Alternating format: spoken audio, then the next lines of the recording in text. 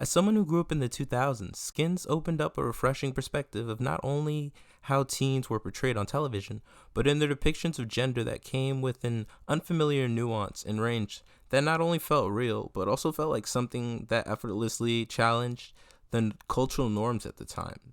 The show never explained why certain characters were more masculine or feminine. It just allowed these teenagers to be. Of course, these unique gender expressions still came with consequences for these characters as they do in real life, but by amplifying the spectrum through style, personality, and sexuality, Skins reinforced the dynamics of gender not only for teenagers, but for adults as well, showing that we don't have to become what we've been conditioned to be, and we can have the freedom to choose our identities for ourselves, by ourselves. The real start in this exploration for me began with Sketch as the final character I have yet to really discuss, but one of the ones I wanted to understand the most. From my first watch of the series, I'll admit, I didn't understand her storyline at all. I actually accidentally skipped her episode the first time I watched the series, so when I went back and watched it, I was so very confused as to why this random side character had her own episode. Her episode made me so uncomfortable that I think I just subconsciously rejected it and pretended it never happened. I'm ignoring you. Even now, it is probably my least favorite episode of The Generation. I just didn't like her character and had a hard time trying to sympathize with her.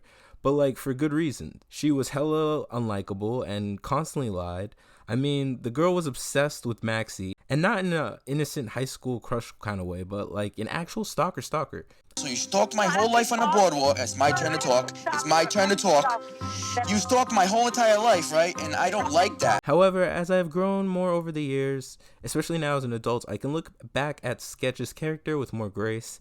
I can see she was a teenager forced to sacrifice her childhood to take care of her disabled mother, even having a baby monitor in her room to attend to her mom's beck and call.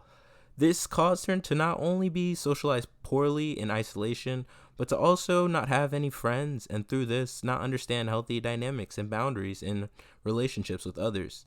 If anything, Sketch might have been one of the most important characters in Skins, because she was the one that challenged audiences the most. With a character like Tony, despite his bad behavior, we were still able to have sympathy for him, even though he was the most privileged character and fit into this perfect gender binary that society deemed was desirable. So with Sketch, the show is asking us, how do you have empathy for someone who is not privileged, conventionally attractive, and doesn't fit in the traditional gender binary? I want to act. Yeah, well, who doesn't? I need Michelle's part. Acting is about truth. Truth is about beauty. Ugly people lack believability. Now, how can I put this kindly? You look like a liar. This was a big question for a teen show from the 2000s to ask of its audience. But by doing so, it opened up the doors for a lot of future shows to push that question even further. Before we get too far ahead, let's go back and take a look at how gender binary impacted earlier teen characters in mainstream Western television. Going back to the mid-20th century, when teenagers first started to see themselves represented in mainstream media, there was an intention to fit these characters into neat gender scripts. In the 1950s, teen culture and cinema was bringing about rebellion with young stars like James Dean and Natalie Wood, appearing in movies like Rebel Without a Cause. In Rebel Without a Cause, James Dean's character, Jim Stark, is a cool masculine figure with a badass aesthetic, while Natalie Wood's character, Judy Brown, is a defiant girl next door. Both of their characters' gender expressions were in rebellion to what their parents expected of them and informed how they wanted to be seen. Mom? Mom? Hi, Jimbo. You thought I was Mom? Yeah.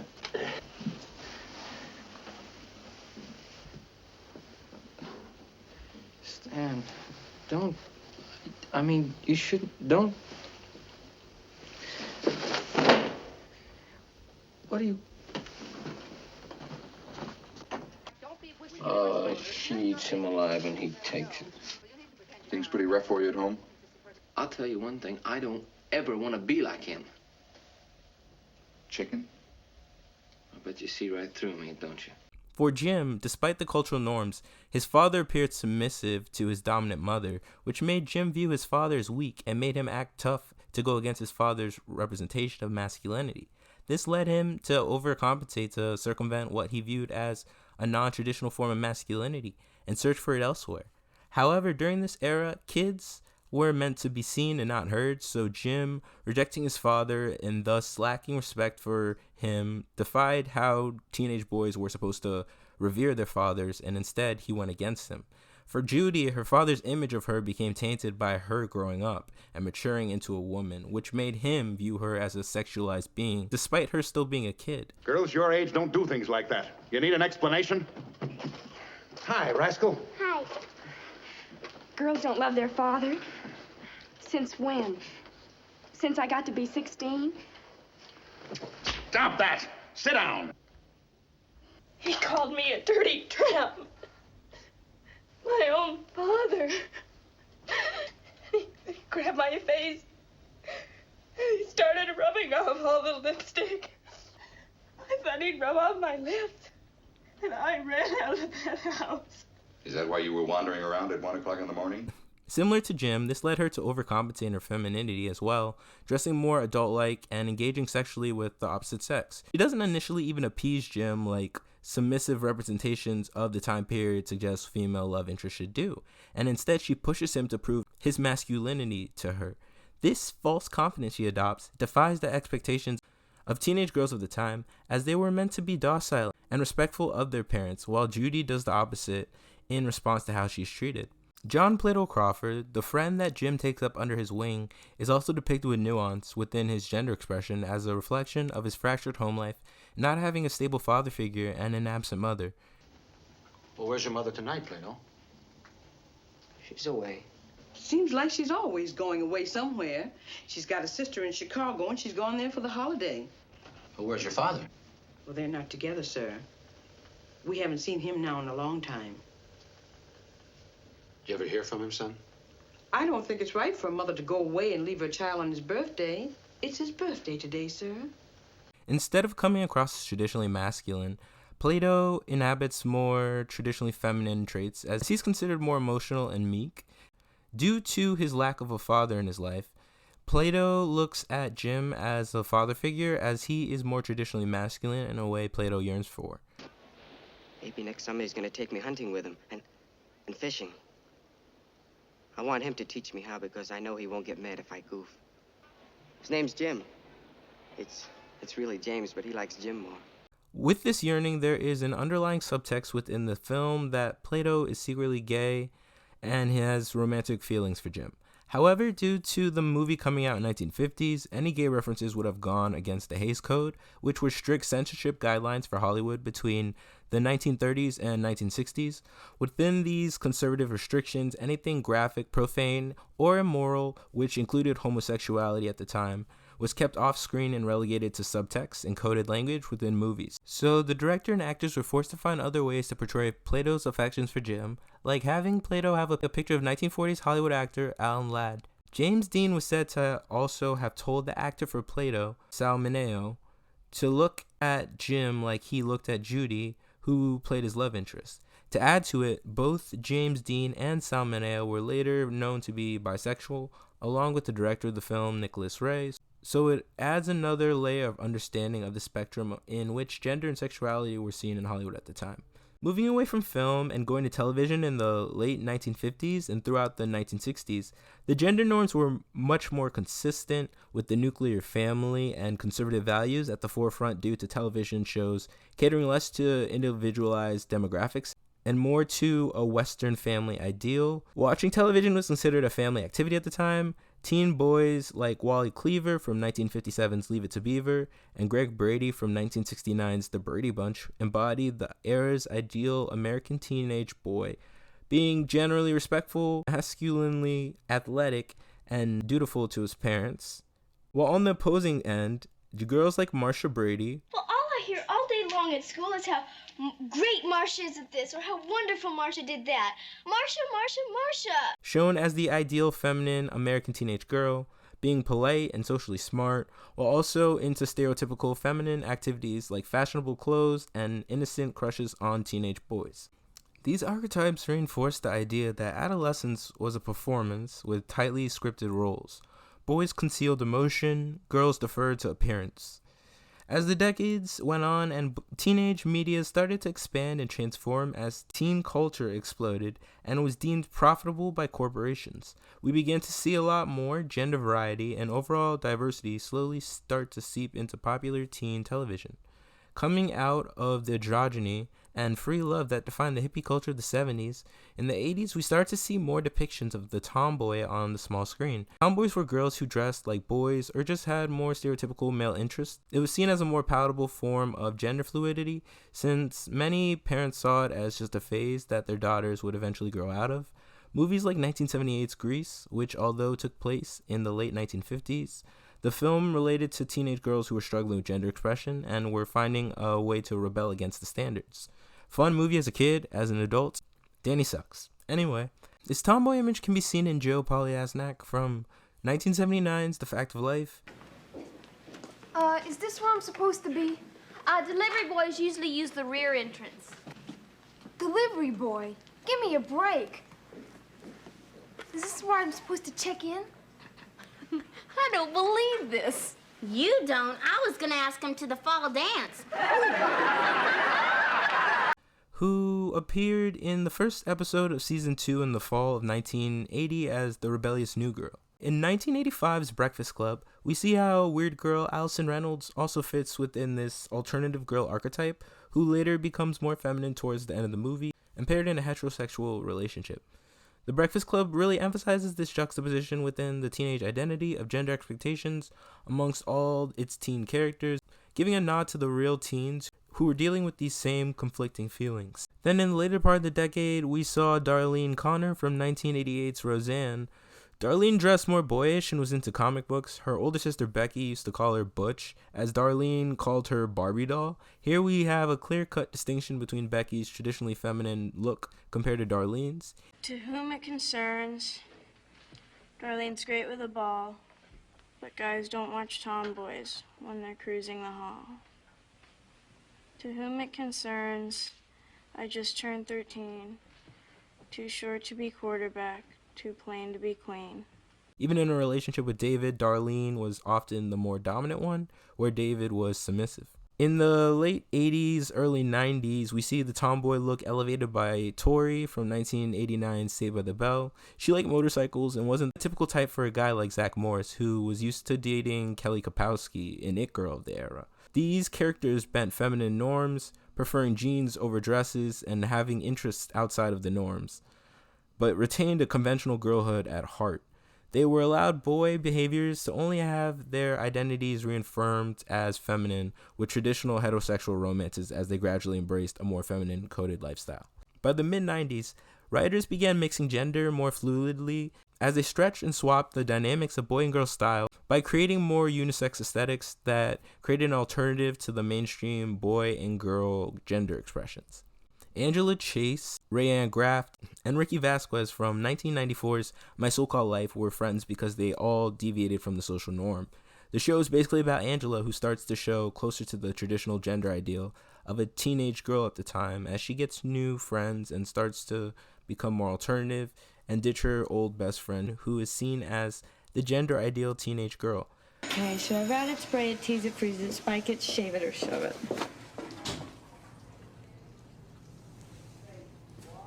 Excuse me, have you ever been to a class? Excuse me, I was addressing myself.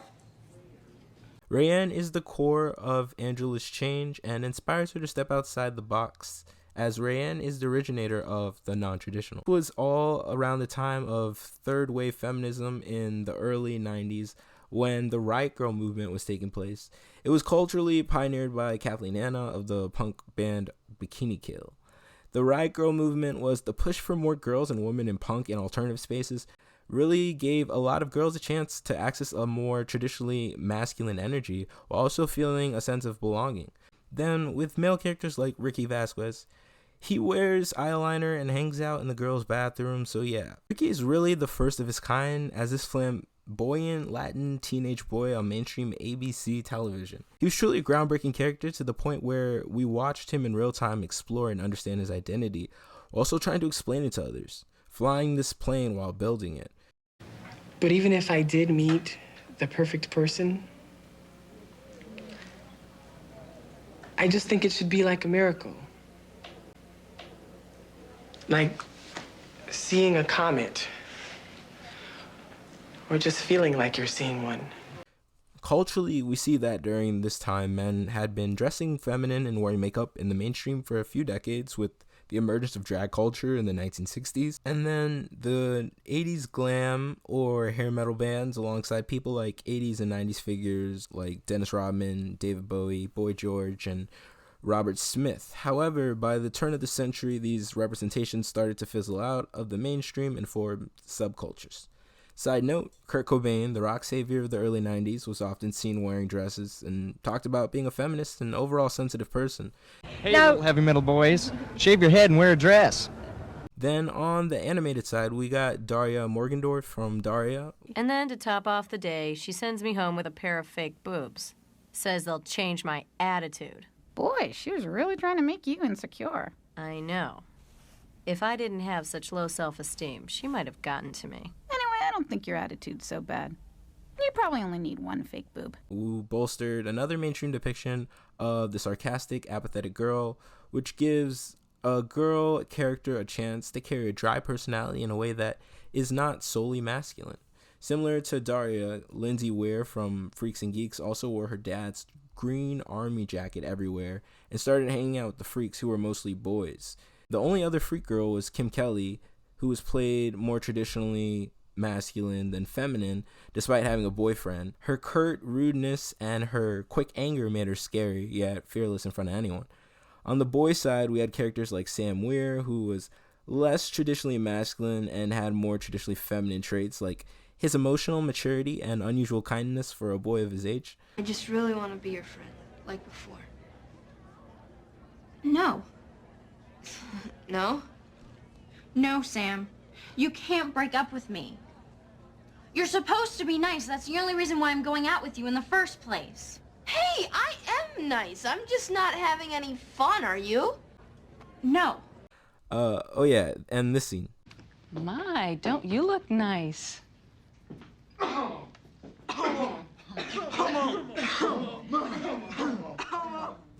Hey. Now, if Sam wearing something different to express his individuality makes him a homo, well then, I guess we should all be proud to be homos. As the new millennium dawned, gender expression started to expand past external appearance and blend with additional layers of nuance. Peyton Sawyer from One Tree Hill was a stereotypical all-American girl from the outside, but she never truly feels like she fits in and escapes the usual hobbies of a teenage girl. As she creates art for her comic strip or listens to expressive rock music, she constantly finds herself going against the grain. We start to see mainstream musicians like Amy Lee from Evanescence, Avril Lavigne, Kelly Clarkson, and Hayley Williams push this representation even further. In Degrassi: The Next Generation, characters like Marco Del Rossi and Ellie Nash, who were iconic for their subversive takes on gender.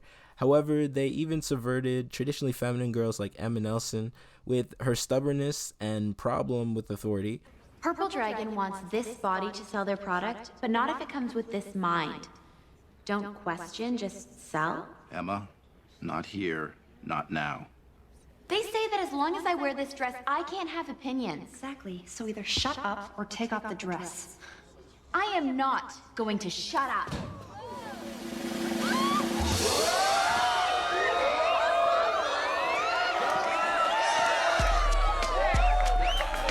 Or even Paige Michalchuk with a queer hockey player brother Dylan, and then again later with her queer relationship with Alex. Similar to Sam Weir, Seth Cohen from The OC was cisgender and heterosexual, but more traditionally feminine than other boys his age, which caused him to isolate himself and feel misunderstood. Oh, hey, do you want to play Grand Theft Auto? It's pretty cool. You can, like, steal cars and... Not that that's cool. Or uncool, I don't know. When Skins premiered in 2007, it disrupted the era of teenage dramas and honestly redeveloped mainstream television's portrayals of gender forever. I think as a show being bold enough to have untraditional characters as leads, they knew that to push the boundaries of what was already being shown within these narratives, they had to subvert the gendered expectations that were so fundamentally embedded into television thus far. In its 3 generations, Skins constantly explored the spectrum of gender in a way that hadn't been done before. It not only relied on these teenagers to facilitate this spectrum, but it also made sure to use their home lives especially their parents, to demonstrate how our earliest performances of our genders are really to affirm our parents' decisions and how they gendered us and their overall expectations of what we should become because of it. I already touched on most of these characters throughout my other videos. Let's talk about Sketch.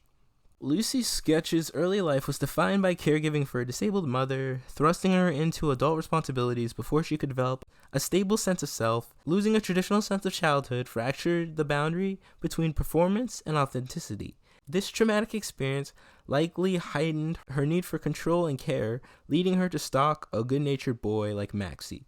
From a distance, she could live vicariously and experience his aura through watching him, while also manipulating and controlling if and how he sees her in a way to appeal to him, despite Maxie obviously being gay. Right off the bat, her name is Lucy, but she goes by her last name, Sketch, at school.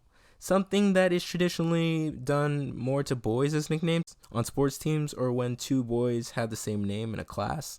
Sketch is not only a fitting surname as she is a sketchy stalker girl, but it also immediately gives her a more masculine presentation. Rather than reflecting a fixed gender identity, Sketch shifts in dress and presentation as a tactical strategy, whether to secure affection from Maxie. We kiss. When we... I'm gay! Do you understand that? Look at me! I'm as close to a boy as you can get. You could love me. We could love each other. Or Anwar. Hi.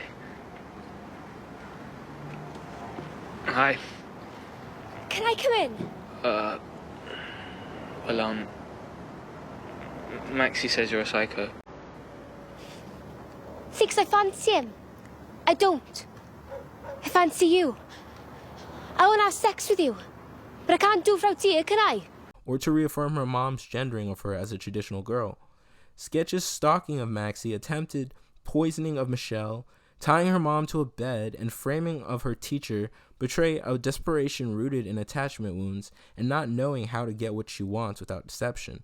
Her gendered appearance became another layer of her manipulation, each look a calculated performance designed to portray her in a different light.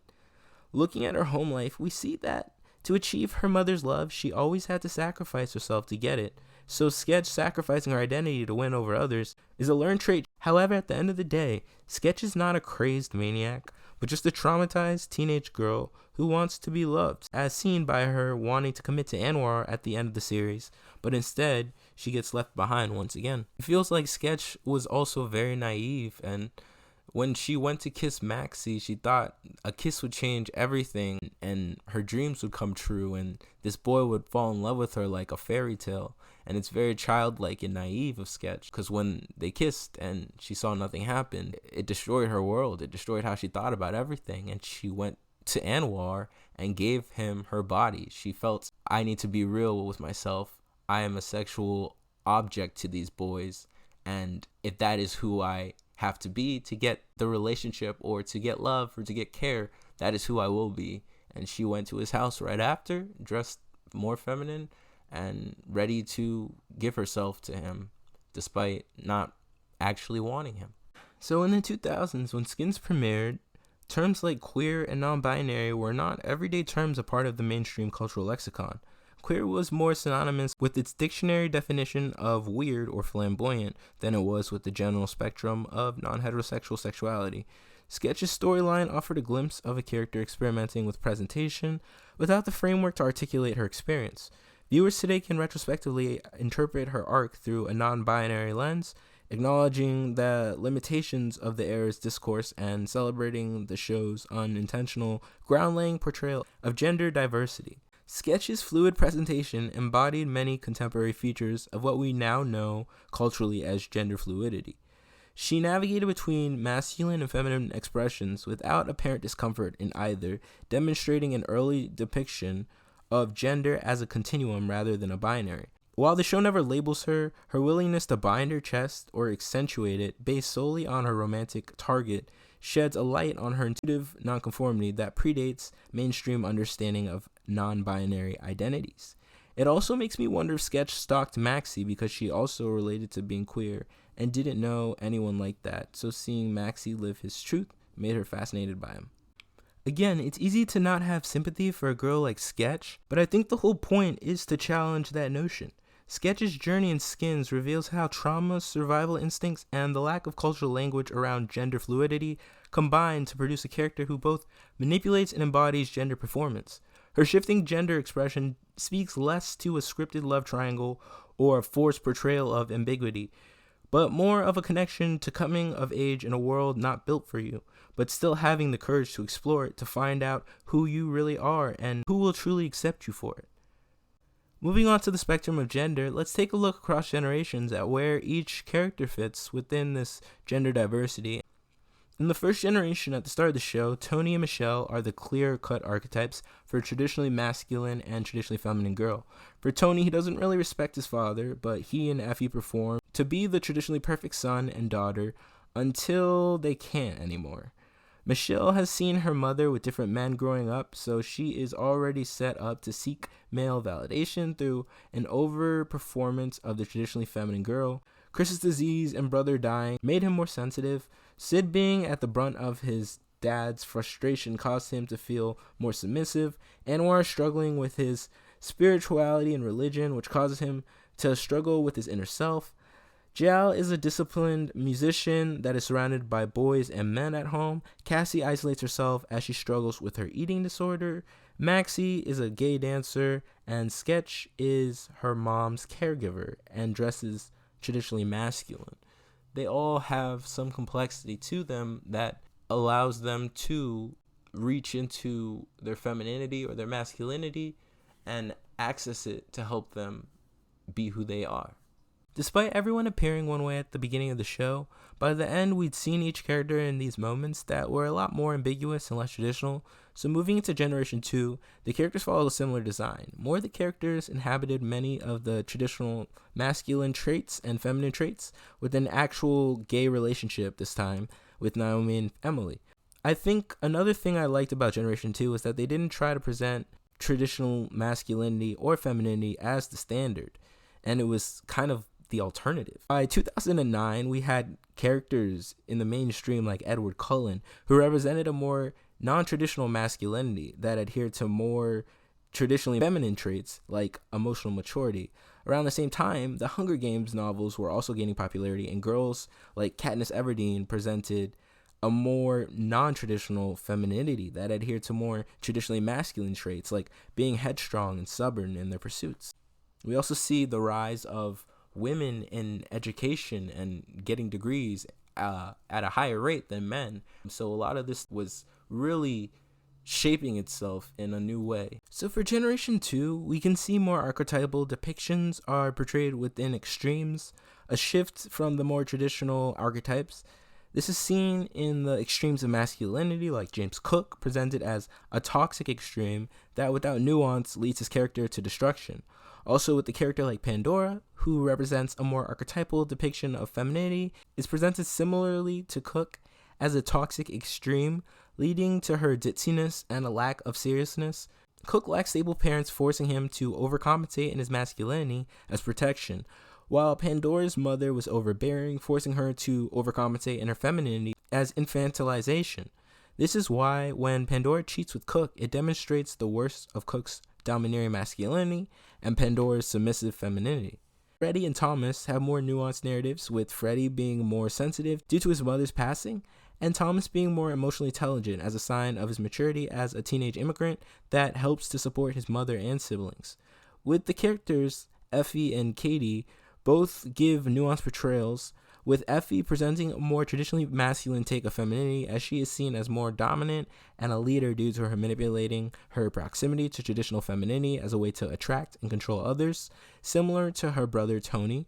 Katie, on the other hand, attempts to present more in line with traditional femininity, but because of her being closer to her mother than her father, we see how it shapes her determination in a more traditionally masculine fashion, as her mom is the breadwinner of her family. I would say that JJ, Emily, and Naomi are all subversives because of who they inherently are. JJ, being on the autism spectrum, presents a more non-traditional neurodivergent form of masculinity that wasn't typically shown on television. Hey, KJ! KJ! KJ! KJ! I'm not gay. I'm not anything, okay? Fuck off! Ah! This can be seen in his mother's smothering care of him, and how it keeps him more innocent and childlike. Emily and Naomi, both being lesbians, subvert traditional femininity, existing as two feminine presenting girls in a relationship. We can see these non-traditional traits being brought out in Emily through the close relationship she has with her non-traditionally masculine and more submissive father, along with Naomi and her more independent and non-traditionally feminine mother. Then we even have characters like Karen, who is seen to be a girly girl but more masculine in ways, while Freddie is a bro and more feminine in ways. It's all very interesting.